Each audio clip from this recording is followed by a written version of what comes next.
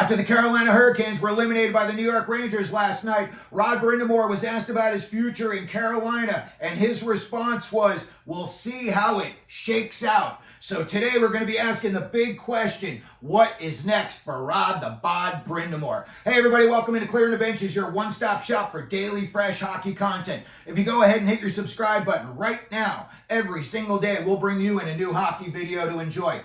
First of all, I want to congratulate Carolina on an awesome season. That team is very, very difficult to play against. I didn't realize that I had kind of forgotten that before the season, they were the Stanley Cup favorites at a plus 800. That is a lot of pressure to carry on, your shoulders throughout the season. And I think Brind'Amour did an excellent job coaching them. I think he's just a really good coach in general. And today we're going to take a look, if he doesn't come back to Carolina, we're going to take a look at some of the other places that may be calling him, asking him if he wants to be behind their bench next season. I think personally there's less than a 50% chance that he's going to go back to Carolina.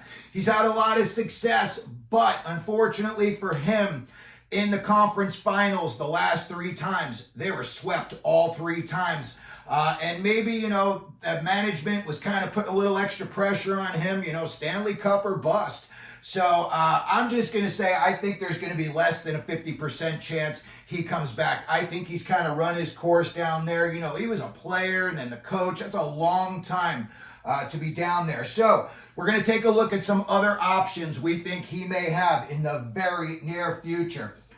First one we're going to look at, the Toronto Maple Leafs, okay? Brendan Shanahan, he may want a guy behind the bench who's a little bit more of, I don't want to say a presence. Sheldon Keefe was brought up through the system. He had the success with the Marlies, and then, he was the next guy. It was the right pick at the time. And again, I think Sheldon Keefe did an awesome job behind the bench in Toronto. He just couldn't win in the playoffs. That's all it came down to.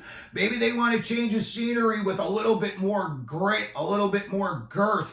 You got some highly skilled guys on that team, and in the playoffs, a couple of them were accused of not giving 100% effort, and Brind'Amour's not going to, that's unacceptable in Brind'Amour's world. That'll never happen. He will bench you. He will sit you up in the press box for a game. He doesn't care who you are. He will send the message to you loud and clear. Personally, I think that could be exactly what Toronto needs to get over the hump. I think maybe a guy who's behind the bench that the players look back at, and I don't want to say they're a little bit nervous around, but you know what? They're going to pay extra attention. Sheldon Keefe, in my opinion, he just seems like the nicest guy in the world, and I just don't see him going in the locker room screaming. Maybe Brind'Amour's not so much of a screamer per se, but if he stomps his foot and points his finger, everybody's going to be listening in that room. That is for sure. Toronto, I think, would be a great fit for Brind'Amour. Next up, the New Jersey Devils. In my personal opinion, I think it's coming down. Again, if Brind'Amour were to leave Carolina, I think it would come down to Craig Berube or Rod Brind'Amour. I've heard a lot of rumors that 2 finalists down in Jersey so far are Berube and Sheldon Keefe, and I think both of them would do an awesome job in Jersey. In my opinion, Jersey is ready to win. They got to figure out that D situation with Dougie Hamilton, and again, some of these kids that, they're young, they're 22 years old. Some of them didn't play up to their expectations this year. So maybe having a summer off and, they grow a little bit, they just get a little bit more mature, and next year you're going to get some more of that secondary scoring that the Devils really need. You're always going to get your numbers out of like Bratt, Hughes, and Heischer. Those guys are always going to do their part. You got to get the secondary guys around them. You need depth. So I could see the New Jersey Devils, if they wanted, a guy behind the bench with like a real firm attitude is what I'm going to call that. You know what? There's not a whole lot of wiggle room. It's either my way or the highway. And I think Jersey, again, they're ready to win. If they can get that D situation, maybe upgrade their goaltending a little bit, I think this year they will be right back in the race. So we could look for Brind'Amour possibly there. Seattle, no.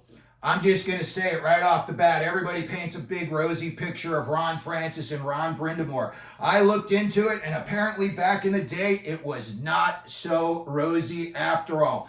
There were a lot of people in Carolina that said that Ron Francis did not make the best executive decisions, and he hired guys maybe a little bit more on, familiarity than, their credentials. And I would think, maybe if they called...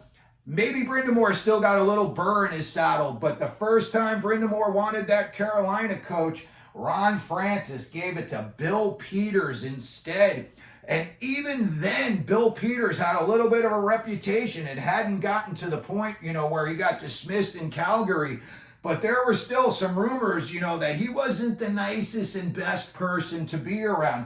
So the fact that Ron Francis picked Bill Peters over Rod Brind'Amour, you never know. Guys sometimes have long memories. Maybe he doesn't. Maybe Brind'Amour says, you know what, let me go out to Seattle. They got some young kids out there. I could get a fresh start. I can see what the Northwest is all about. But personally, I don't think so. I think Brind'Amour is the type of guy with a long memory. Now, the next two teams I'm going to talk about already have head coaches.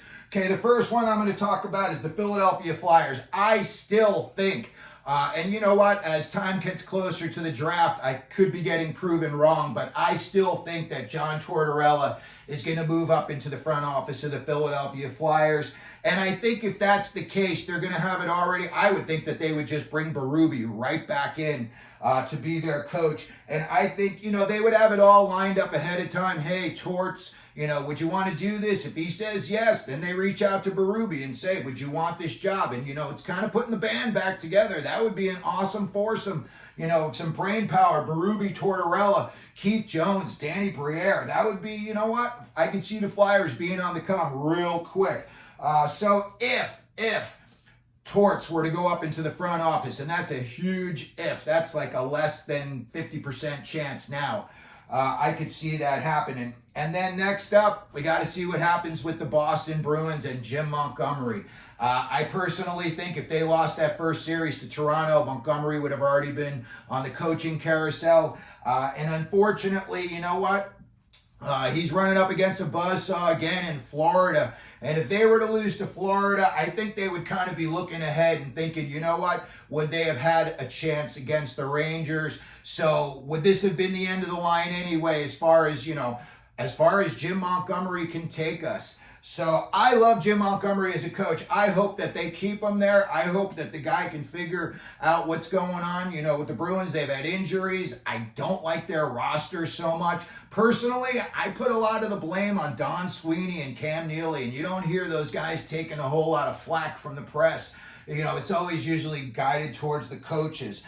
So if Boston were to move on from Jim Montgomery, holy cow, could you imagine a better guy behind the Boston bench than Rod Brind'Amour? I think the fans at first might be a little iffy on Brind'Amour, but they would love Brind'Amour's approach, his style of coaching, and definitely his honesty. They would really, really like that. So I don't really know what's going to happen with Brind'Amour, but in case he does move on from Carolina, we just wanted to look at some of the other possible options. Maybe he's gone in less than a week, 2 weeks. If he leaves Carolina, his phone's going to be blowing up. And if he really does want to get back to work right away, I'm sure he could handpick his spot. So let me know what you think down in the comment section. If you think Brind'Amour's staying down in Carolina, if he moves on, where do you think he would move to? If you could, please hit the like button, the subscribe button.